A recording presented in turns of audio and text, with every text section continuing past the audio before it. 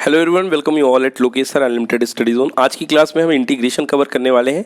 Exercise 7.9 पे हमारे कुछ डाउट है बच्चों के, तो आइए उनको हम देखते हैं। तो हेडिंग रही है एक्सरसाइज 7.9। तो आज हम एक्सरसाइज 7.9 का पहला क्वेश्चन ले रहे हैं, क्वेश्चन नंबर 4। देखिए कैसे करेंगे। इंटीग्रेशन दिया गया है, डेफिनेट इंटीग्रेशन की एक्सरसाइज है। 0 to π/4 sin 2x dx। हाँ जी, इस क्वेश्चन को हम दो तरीके से कर सकते हैं, एक चेंज इन लिमिट कंसेप्ट और दूसरा without change in limit concept. बहुत बेसिक क्वेश्चन है। पहले मैंने बताया था, जो मैंने पहला तरीका बताया था विदाउट चेंज इन लिमिट। तो दो तरीके से क्वेश्चन जाएगा, मैं आपको दोनों तरीकों से करके बताता हूं, एक without change in limit concept और दूसरा change in limit concept. Okay, तो मैंने क्या कहा था कि आप भूल जाइए कि आपका इंटीग्रेशन क्या है। आप तो इसको बिंदास बिल्कुल मान करके सॉल्व कीजिए कि आपकी लिमिट लगी नहीं, वो sin 2x dx ये मान लो लिमिट लगी ही नहीं है, इसको सॉल्व करो। तो इसको ऑर्डिनरी मेथड करने का तरीका क्या बताया था मैंने? देखा x का फंक्शन देखो 2x है, मतलब x के साथ कुछ मिला हुआ है। तो कभी भी x का लीनियर फंक्शन होता था उसको क्या मानते थे? t। तो let 2x equal to t, x equal to t। So differentiate कर दो बेटा x के रिस्पेक्ट में, तो dt/dx इक्वल टू कितना हो गया? 2। यस बेटा, तो दे देना।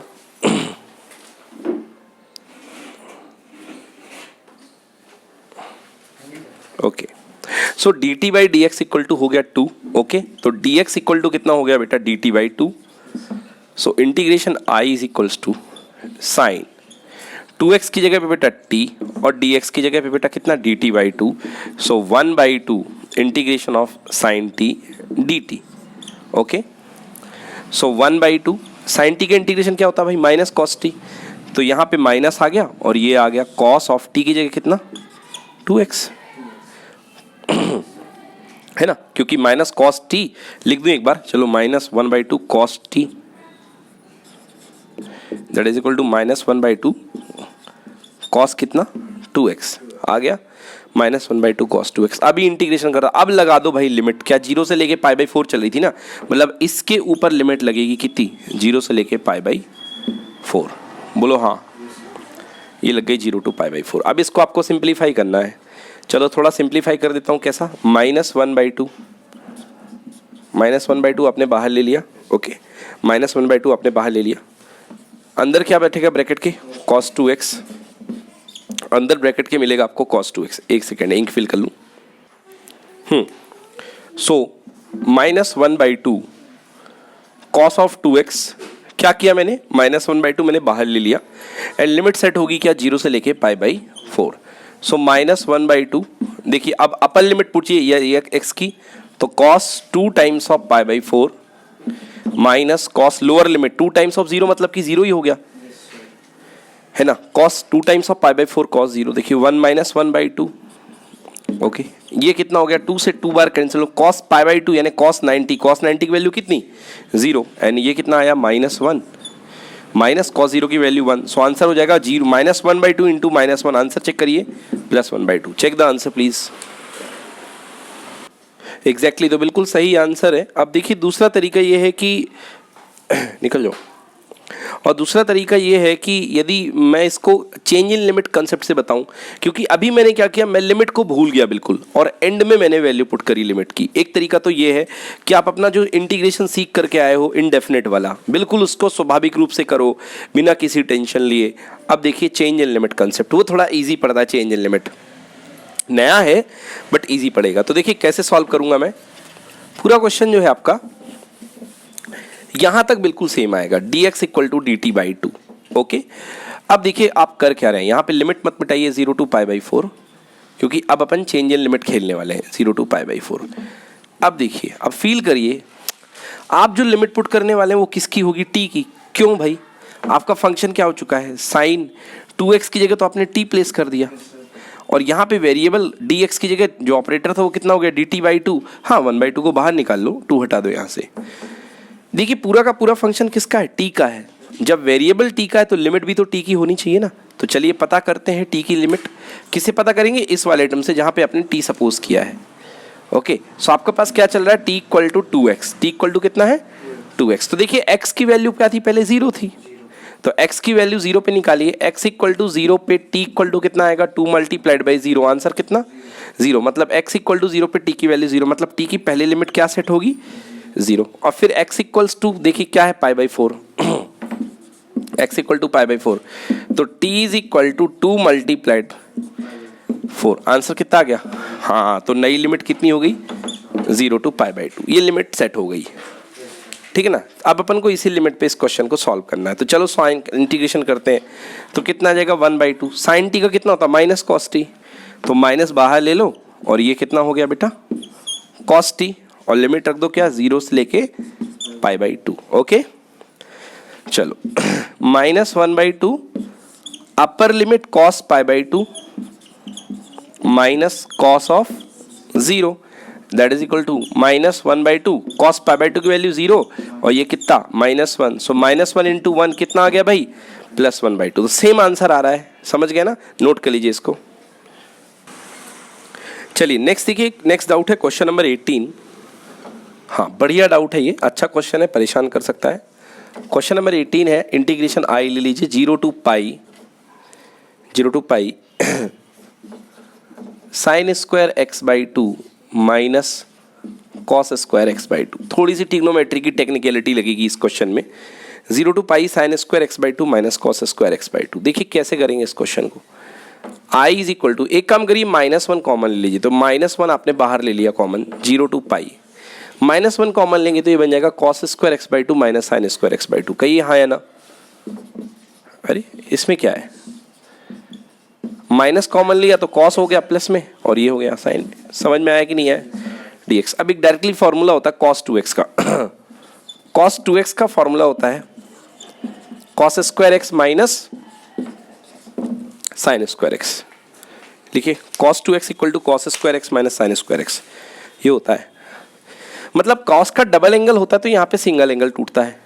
तो अगर मेरे पास cos square x/2 minus sine square x/2 है, इसका मतलब यहाँ पे क्या रहा होगा cos x, यस और नो, तो integration i is equal to -1 और ये 0 टू पाई क्या बैठा हुआ है यहाँ पे एक्चुअली cos x, क्योंकि cos 2x equal to cos square x minus sine square x, तो cos x equal to cos square x/2 minus sine square x/2, तो ये हो गया जी cos x। So i is equal to minus का 1 तो बाहर है ही, cos x का इंटीग्रेशन क्या होता है साइन x, cos x का इंटीग्रेशन साइन x, ठीक है ना। अब चलिए वैल्यू पुट करते हैं, -1 upper limit pi 0 to pi limit भी रखनी है, sine pi minus sine 0, sine pi मतलब साइन 180 डिग्री, तो साइन 180 की वैल्यू कितनी होती है 0, क्योंकि साइन का ग्राफ कभी भी भूल जाए तो साइन का ग्राफ यहाँ से दौड़ा दिया करो 0 पे 0, ये देखिए साइन 180 पे वैल्यू क्या है 0 है, तो साइन -1 मल्टीप्लाइड बाई 0 माइनस 0, तो minus multiply by 0, answer total कितना आएगा 0, चेक करिए जी आंसर इज 0। चलिए नेक्स्ट डाउट देखते हैं बच्चों, क्वेश्चन नंबर 20, आपने पूछा क्वेश्चन नंबर 20, देखिए क्वेश्चन नंबर 20 क्या कह रहा है, 0 टू 1 इंटीग्रेशन करना है, 0 टू 1 x e की power x plus sine pi x/4 dx, तो दोनों तरीके अपने पास में हैं, या तो इसको अपन नॉर्मल मेथड से भी, चलो इसको पहले बंद कर दो, इसको पहले तो नॉर्मल मेथड से भी कर सकते हैं और t लेने का सिस्टम तो खैर बाद में आएगा, चलिए पहले इसको ओपन करते हैं। देखिए दो फंक्शन है, कैसे ब्रेक कर दो पहले इसको, देखिए 0 से लेके 1 x e की पावर x प्लस 0 से लेके 1 साइन पाई x/4 dx, बोलिए यस की नो। अब ये कैसे सॉल्व होगा भाई, पहला पार्ट में दो फंक्शन मल्टीप्लाई में है, इंटीग्रेशन बाई पार्ट्स लगेगा और कुछ भी नहीं, तो लगा दो integration by parts. First function देखिए आईलेट से ILATE एल्जेब्रिक बनेगा फर्स्ट और एक्सपोनेंशियल बनेगा सेकंड, तो first function x into integration of second function minus integration of differentiation of first function into integration of second function का whole integration minus plus है 0 to 1 sine pi x/4 का भी करना पड़ेगा, बोलो यस और नो। चलो तो पहले इस वाले पार्ट को मैं कर लेता हूं, x e की पावर x का इंटीग्रेशन कितना होता है ई की पावर एक्स। ओके, लिमिट मुझे लगानी पड़ेगी, मैं लगाया नहीं यहाँ, 0 से लेके 1, 0 से लेके 1, एक्स ई की पावर एक्स माइनस, बेटा देखिए एक्स का डिफरेंशिएशन कितना आएगा 1, और ई की पावर एक्स का इंटीग्रेशन फिर से आएगा 1, और उस पूरे का फिर से इंटीग्रेशन करोगे तो ई की पावर एक्स ही तो आएगा। तो क्या बन गया, ई की पावर एक्स ही बना ले दे करके, और लिमिट क्या नहीं, 0 से लेके 1। क्लियर है? यस, ये लग गई 0 से लेके 1 की लिमिट। तो ये एक्स ई की पावर एक्स ये उतर गया। ओके, देन इसके बाद x का डिफरेंशिएशन 1, ई की पावर x का ई की पावर x, और उसका फिर से इंटीग्रेशन ई की पावर x प्लस, अब देखिए साइन पाई बाई 4x है, तो यहाँ पे आप वही तरीका लगा सकते हैं, या डायरेक्ट आपको पता है कि साइन का इंटीग्रेशन आता माइनस कॉस एक्स और पाई बाई 4 अपॉन में आ जाएगा। अगर दो तरीके हैं तो चलो, आपको यदि चेंज ऑफ लिमिट लगाना है या जो भी करना है, दो तरीके हैं आपके पास में, तो पाई एक्स बाई 4 को क्या ले लो, टी ले लो, है ना, सही है ना, यही तरीका। तो लेट पाई एक्स बाई 4 को इक्वल टू टी, मैं यहाँ लिख देता हूँ, let T is equal to pi X upon 4, differentiate करो, D T by D X equal to कितना हो गया, पाई बाई 4, क्योंकि एक्स का हो गया 1, तो डी एक्स इक्वल टू कितना हो गया, D T whole divided by pi by 4, चला गया ना, D T whole divided by pi 4। चलिए आइए, तो लिमिट 0 टू 1, नो अभी नहीं, साइन पाई एक्स बाई 4 को क्या माना बेटा आपने, टी मान लिया है, एंड डी एक्स की जगह कितना, d T whole divided by pi by 4। बोलो अब ठीक है? हाँ, अब देखिए, अब आप चाहें तो लिमिट चेंज कर सकते हैं यहाँ पे, अब क्योंकि आपका वेरिएबल टी हो चुका है, अगर लिमिट नहीं चेंज करेंगे तो आपको लास्ट तक यही लेके आना पड़ेगा, फिर एक्स की लिमिट पुट करनी पड़ेगी वेरिएबल एक्स में कन्वर्ट करके। तो बताइए, वेरिएबल एक्स में सॉल्व करना चाहेंगे या यहीं पे लिमिट चेंज कर दूँ? यहीं पे लिमिट चेंज कर देते हैं, अच्छी बात है। तो एक टी की वैल्यू पाई एक्स बाई 4 है, तो पहले एक्स की वैल्यू 0 पुट करिए, तो जिस समय एक्स की वैल्यू 0 डालेंगे तो सब कुछ 0 हो जाएगा, तो एक्स की वैल्यू 0 पे टी की वैल्यू 0, और जिस समय एक्स की वैल्यू 1 डालेंगे तो पाई इंटू 1/4 यानी कि कितना, पाई बाई 4। बोलो आ गया समझ में? अच्छा चलो, सब कुछ ठीक चल रहा है, वैल्यू पुट कर दो, मगर थोड़ा सा एक स्टेप और कर लो, ई की पावर एक्स कॉमन ले लिया, ब्रैकेट में क्या बच गया, x माइनस 1, और लिमिट कितनी आ गई, 0 टू 1, प्लस देखिए 4 अपॉन पाई कॉन्स्टेंट है, पाई बाई 4 जब पलटा मार करके ऊपर आएगा तो ये बन जाएगा 4 बाई पाई।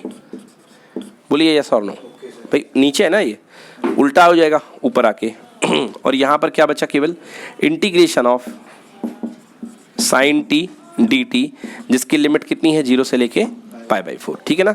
चलिए, वक्त आ गया है पुट करने का limit, upper limit minus lower limit, तो ई की पावर 1 और ब्रैकेट में 1 माइनस 1 यानी कि 0, ये तो सब कुछ 0 हो गया, तो अपर लिमिट कितनी हो गई, 0 माइनस लोअर लिमिट, ई की पावर 0 का मतलब क्या होता है बेटा, 1, और 0 माइनस 1 मतलब कितना, -1, ई की पावर 0 यानी कि 1, और 0 माइनस 1 मतलब कितना, -1, plus 4 upon pi, sine t का इंटीग्रेशन क्या होता है, minus cos t, sine t का इंटीग्रेशन माइनस कॉस टी, तो ये मैंने माइनस यहाँ कर दिया, केवल मेरे पास बच गया कॉस टी, और लिमिट कितनी, 0 से लेके पाई बाई 4। क्लियर है? चलिए अब लास्ट स्टेप बचा हुआ है, यही बस निकालना है हमको, -1 का -1 से मल्टीप्लाई होगा, कितना बचेगा, +1, -1 into -1 equal to +1, minus 4 upon pi, चलिए upper limit cos pi by 4 minus cos 0, cos pi by 4 minus cos 0, okay, cos pi by 4 minus cos 0, 1 minus, चलिए 4 upon pi, cos pi by 4 की value कितनी होती है, 1/√2, cos pi by 4 की value होती है 1/√2, okay, सही तो किया है ना, हाँ सही किया है, 1/√2, और कॉस 0 की वैल्यू कितनी होती है बेटा, 1, ओके, 1 होती है तो यही हमारा आंसर आ गया, 1 माइनस 4 बाई पाई√2, और माइनस का मल्टीप्लाई -1 प्लस की तो +4 अपॉन पाई। चेक करिए इसका आंसर, यही आंसर है। चलिए देखिए, बुक का आंसर मैच कर देता हूं अगर आप चाहें तो 1 माइनस 4 को क्या आप 2 इंटू 2 लिख सकते हैं, और जो दूसरा वाला 2 है उसे √2 इंटू √2 लिख दें, होल डिवाइडेड बाई पाई√2, और +4 अपॉन पाई, तो एक √2 से एक √2 क्या हो गया, कैंसिल, तो 1 minus 2√2 upon pi plus 4 upon पाई, यही आंसर, चेक कर लीजिए एक बार। 1 माइनस कितना है, 1 माइनस 2√2 अपॉन पाई और प्लस 4 अपॉन पाई, एग्जैक्टली। चलिए बच्चों, अब अगली एक्सरसाइज की शुरुआत करते हैं, मेथड ऑफ सब्स्टिट्यूशन, है ना। अगली एक्सरसाइज 7.10 के क्वेश्चंस बहुत इजी हैं और अब बड़े आराम से आप कर सकते हैं। तो डाल लीजिए एक्सरसाइज 7.10। अब इसमें जो ट्रिक यूज होगी कैसे जानेंगे बच्चों, ट्रिक का नाम है कहीं पे निगाहें कहीं पे निशाना। कहीं पे निशाना। तो आप कहेंगे कि सर ये तो आप पढ़ा चुके हो हमें, ये मैंने आपको डेफिनेट में पढ़ाई थी, इनडेफिनेट में पढ़ाई थी, तो भाई मैं क्या करूं, यही डेफिनेट में इस्तेमाल होती है तो आपको इस्तेमाल करना पड़ेगा। तो कुल मिलाकर के मतलब क्वेश्चन बिल्कुल एक ही है। हम लोग क्या करते थे इस ट्रिक में, आपको याद है हम लोग करते क्या थे कि हम देखते थे कि क्या इंटीग्रेशन के अंदर कोई ऐसा पार्ट है जिसका हमें डिफरेंशिएशन दिखाई दे रहा है। अगर इंटीग्रल के अंदर कोई ऐसा पार्ट हमें दिखता था जिसका हमें डिफरेंशिएशन प्रेजेंट दिखाई देता था, तो उस पार्ट को हम टी सपोज कर लेते थे। ओके, क्या सपोज करते थे, टी, है ना। उस मतलब जो पार्ट हमें दिखाई, जिस पार्ट का हमें डिफरेंशिएशन दिखाई देता था वो हमारा निशाना होता था, और जहां हमारी नजरें होती थी वो टी बन जाता था। चलो आओ इस क्वेश्चन से एक्सप्लेन करते हैं। एग्जाम्पल नंबर 28 एग्जाम्पल 28 उठाता हूं। तो एग्जाम्पल 28 क्या है, लिखो मेरे साथ। इवेल्युएट -1 से लेके 1 5x की पावर 4 √x की पावर 5 + 1 dx। यार मेरी नजरें चमक उठी इसको देख करके, तुरंत लड्डू फूटा मन में। क्यों भैया, क्योंकि x की पावर 5 का + 1 का डिफरेंशिएशन ये बैठा हुआ है, 5x की पावर 4 बड़ो होता है ना इसका डिफरेंशिएशन, nx की पावर n-1। अब एक मन में कभी कभी तुम्हें डाउट आएगा कि सर x की पावर 5 को ओनली t ले लो या x की पावर 5 + 1 को t ले लो। देखो, तो अगर तुम 1 को t ले रहे हो साथ में, तो 1 का डिफरेंशिएशन तो 0 होता है, तो लपेटे में 1 को लो ना, तुम्हारा फायदा ही तो है। तो डायरेक्टली पूरे के पूरे को लेना। यस, x की पावर 5 + 1 को देख लो अगर तुम्हें देखना है तो। x की पावर 5 + 1 को अगर तुमने t माना, रगड़ दो डिफरेंशिएशन, dt/dx कितना हो गया माय डियर, 5x की पावर 4। 1 का तो 0 होता है ना, +0 तो कोई लिखने की बात ही ना है। तो इसलिए हमेशा अगर आगे कांस्टेंट तो उसको छोड़ मत देना, साथ में उसको भी लपेटे में ले लेना है। तो x की पावर 5 + 1 को आपने क्या मान लिया, t मान लिया। तो 5x की पावर 4 और dx इक्वल टू कितना आ गया, dt। अब बच्चों एक चीज मैं आपको और बता दूं, आपकी याददाश्त में कमजोर हो तो, अगर इस क्वेश्चन में 5 ना भी होता तो भी आप इसी को t मानते। क्यों, अरे भाई x की पावर 4 dx होता ज्यादा तो 5 नीचे चला जाता इसके अपॉन में। तो मैं क्या बोलता हूं हमेशा, अगर इसके डिफरेंशिएशन का कोई पार्ट दिखाई दे, जरूरी नहीं कि एग्जैक्टली आपको 5x की पावर 4 ही दिखाई दे। x की पावर 4 ही दिख गया तो बहुत है ना, कांस्टेंट से डरने का नहीं, कांस्टेंट से कोई टेंशन नहीं है। तो इसमें तो खैर इस बार तो पूरा का पूरा दे रखा है। अगर x की पावर 4 भी होता तो चिंता की बात नहीं थी, x की पावर 4 भी होता तो क्या होता, dt/5, वो 5 जिंदगी भर आके बैठा रहता नीचे ना। समझ गए मेरी बात। तो ओके ओके ओके, चलो तो अब देखिए हमारा क्वेश्चन शुरू हो रहा है। तो 5x की पावर 4 dx इक्वल टू कितना बन गया बेटा, dt। समझ गए ना, मतलब ये पार्ट और ये पार्ट मिला करके क्या बन गया, dt। चलिए तो integration i is equal to, यहाँ पे मैंने रख दिया dt इसकी जगह और √t, बोलो यस, ठीक है ना। अब लिमिट लगानी है ना। तो वही तरीका, क्या आप चेंज इन लिमिट करना चाहेंगे या पूरा x को लाएंगे, पूरा मेहनत करेंगे, कोई जरूरी नहीं है यार, सीधे लिमिट चेंज कर दो ना। चलो आ जाओ, देखो कैसे करेंगे। तो अपन ने t क्या माना है, t इज इक्वल टू अपन ने माना है x की पावर 5 + 1। ओके, देखो x की वैल्यू पहले -1 थी, तो x की वैल्यू -1 डालो। तो जिस समय x इक्वल टू -1 था तो t इक्वल टू -1 की पावर 5 + 1, मतलब -1 + 1 बोले तो कितना, 0। ओहो, मतलब t की वैल्यू कितनी हो गई, 0। मतलब x इक्वल टू -1 के कॉरस्पॉन्डिंग t की वैल्यू 0, और x इक्वल टू +1 के कॉरस्पॉन्डिंग वैल्यू कितनी होगी, वो सिंपल यार, 1 की पावर 5, 1 + 1 यानी कि 2, बिल्कुल सही।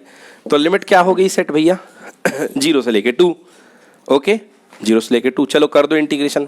i is equal to bracket, बेटा t की पावर रूट लगा है ना, रूट का मतलब क्या होता है, पावर 1/2, तो t की पावर 1/2 + 1 x की पावर n+1 अपॉन n+1, बोलो हाँ। और लिमिट लगेगी 0 से लेके 2। Done. I is equals to t की पावर 3/2 और नीचे भी 3/2, पलटी मार के क्या बन जाएगा, और लिमिट खाएगा t 0 to 2। ओके, चलिए final I is equal to 2/3। Rule क्या होता है, पहले अपर लिमिट पुट करते हैं फिर लोअर लिमिट, तो सीधे अपर लिमिट t की 2 की पावर 3/2 माइनस 0 की पावर 3/2, तो सीधी सीधी बात 2 की पावर 3/2 माइनस 0 की पावर 3/2। बोलो बच्चों यस और नो। तो 2/3 क्या आ गया, 2 की पावर 3/2 आ गया। 2 की पावर 3/2, 3/2 का मतलब क्या होता है, डेढ़, 1.5, 3/2 मतलब 1.5। तो इसको आप लिख सकते हो क्या, 2/3 मल्टीप्लाइड बाई 2√2। देखो हाँ या ना भाई, 2√2 2 की पावर 3/2 ही तो हुआ, क्या प्रॉब्लम है, देख लो। अगर भूल गए हो तो देखो भाई, 2√2 मतलब 2 की पावर 1 और √2 मतलब 2 की पावर 1/2, बेस सेम तो पावर ऐड हो जाएगा। अब इससे फायदा ये हुई आपका मल्टीप्लाई हो जाएगा। तो आंसर चेक करिए 4√2/3, it may be the answer 4√2/3। Check करिए। ओके, तो बिल्कुल सही है, 4√2/3 is the answer in your NCERT book. Okay, so this is complete about this exercise. So that 7.10 is very easy guys, so you kindly do this exercise and whatever you found the spot the doubts। okay, कुछ भी आपको doubt मिलता है तो please comment box में type करिए, लिखिए मेरे को, और यदि कंसेप्ट में कहीं पर प्रॉब्लम आ रही है सो बताते जाइए। Okay, thank you so much, stay tune with Lokesh sir unlimited study zone, stay safe, thank you so much, bye bye.